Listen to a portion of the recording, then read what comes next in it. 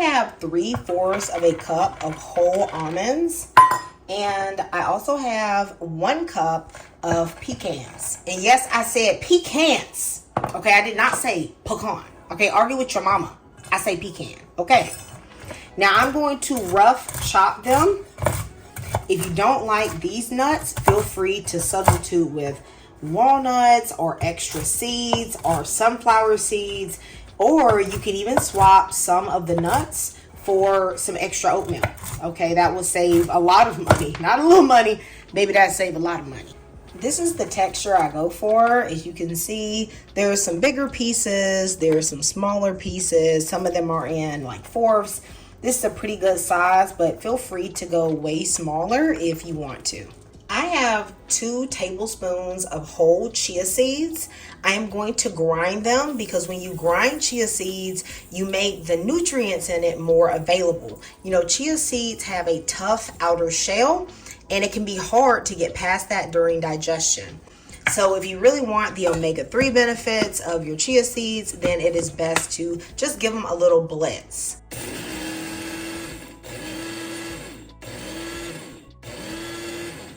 They don't have to be super fine ground, but I do like to just make sure they're at least broken up a little bit. You could also just use flax meal instead. For the oats, I am going to use gluten-free sprouted rolled oats. This is my favorite brand. I get it from Costco. I don't know how to explain it, but these do actually taste different than some other oat brands I've tried. I love that they don't have like glyphosate, which is pretty much like Roundup, which is typically on oatmeal. So if you can get this brand or another glyphosate-free brand, that would be good. I'm using 2 cups of the oatmeal.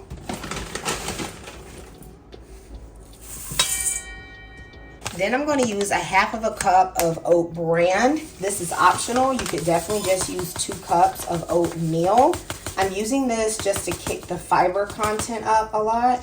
I know people think oat bran is like oat people food, but if you look here, there is 6 grams of fiber in only 1/3 cup. So this will definitely give this a fiber boost. To reduce the sugar, I'm going to use some monk fruit. Now this is totally optional because everyone doesn't need to use things like monk fruit, but I try to keep my sugar on the low side. So I'm going to use part monk fruit and then part maple syrup. The maple syrup I'm using is this vanilla infused maple syrup. Now you can just use all maple syrup or honey. That is amazing. Okay, that is very delicious. But y'all see this? Maybe I got to bring the carbs down. Okay, there's 27 grams of carbs and 2 tablespoons, and I can't do that much. Okay, I can't put a 1/2 cup of maple syrup in my oatmeal, but you can. Now, the reason why I like this combination is not just because it brings down the sugar, but actually it tastes great. I find if I use this alone, it just has a little bit of an aftertaste that I don't like. But if I use this together, it's perfect. Even people that don't do reduced sugar love it. My eye is on low heat. Into my little pot, I'm going to put 1/4 cup of almond butter. Or you could use peanut butter. But of course, that's going to give a distinctly peanut buttery flavor. Almond butter is a bit more neutral. Tahini, which is ground sesame seeds, also works. I have 6 tablespoons of a fat. This is 2 tablespoons of coconut oil and 4 tablespoons of salted grass-fed butter. You can use just one or the other. I've done this with just coconut oil. I've done this with just butter. It works either way. This is 1/4 cup of the vanilla infused maple syrup. Guys, I am giving you all so many options because this recipe is just that flexible. And I want you to use whatever you have at your house. I just happen to have a bunch of things at my house. So I just add a bunch of different types of things for my favorite way to make this recipe. Since my almond butter is unfortunately not super runny, I'm just going to just smash it down as it warms up. And it will just mix and get loose in the rest of the oil and the maple syrup. I'm now going to add a tablespoon of real vanilla extract. I'm going to share with y'all one of my little secrets. I put a little bit of almond extract in my granola.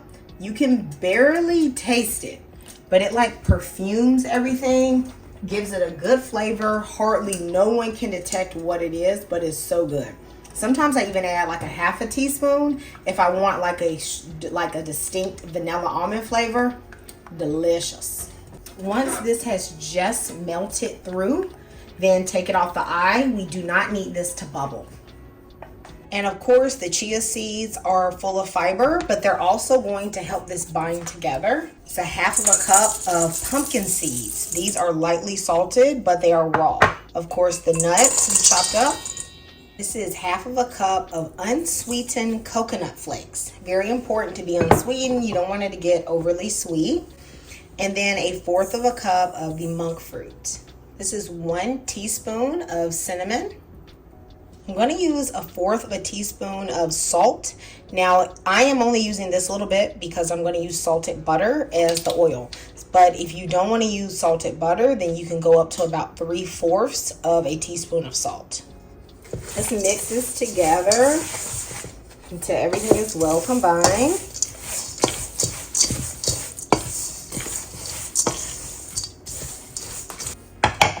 Now I'm going to pour in this gooey mixture. Oh my goodness. This is going to just make everything taste 10 out of 10. Delicious. Way better than any of that stuff you can get in the store.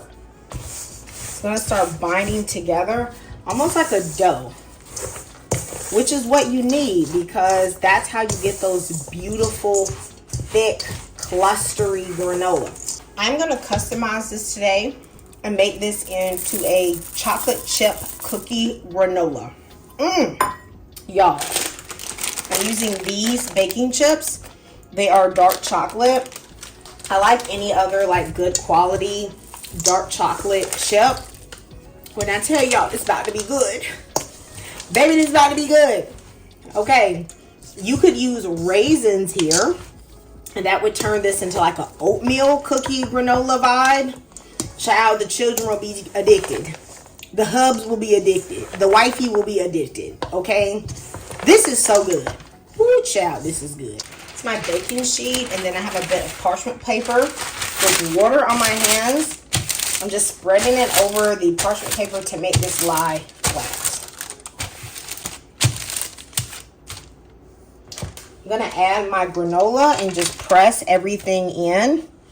Now, one thing to note, if you are using the chocolate chips, make sure that your granola is not too hot when you add them. You saw how I mixed the granola quite a bit first before just placing in the chocolate chips. That is just so they don't get too soft. It's okay if they, get a little bit soft, but we are not trying to do like chocolate covered granola. We want them to still stay in chip form. Pat everything flat with your spatula. I like to make sure that the granola reaches like all of the corners. Those corners get very crispy. My oven has been preheated to 350 degrees.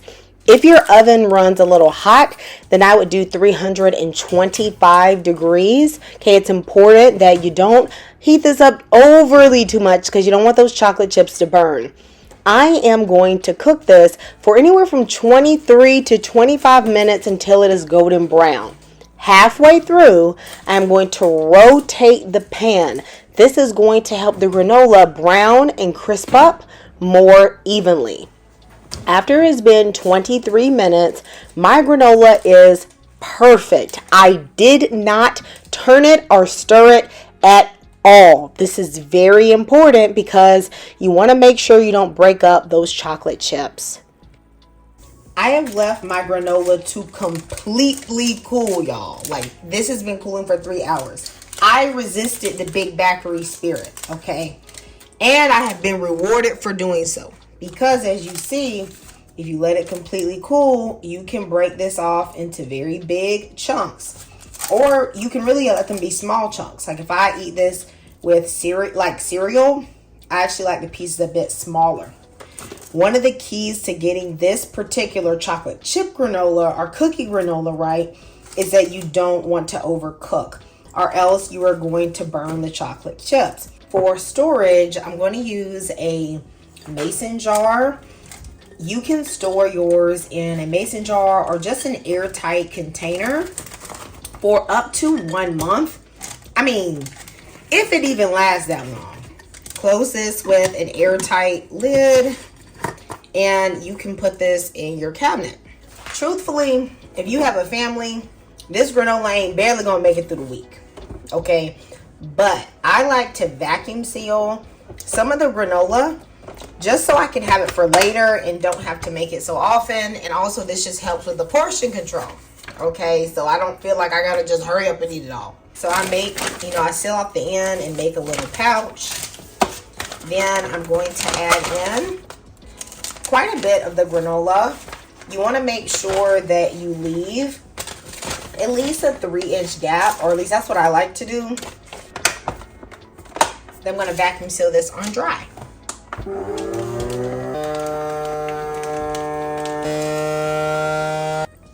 This is my granola all stored. I got 2 bags vacuum sealed and 1 ready to eat now in my mason jar. I love to throw this on Greek yogurt just a little bit, just as like a little treat, especially when I want to have like a high protein snack. And this is super high protein with all these nuts. Let me know if you're going to try this. I know for a fact your family will love it and they will tear it up. Okay, I'll see you next time on Kamira's Kitchen. Goodbye and God bless.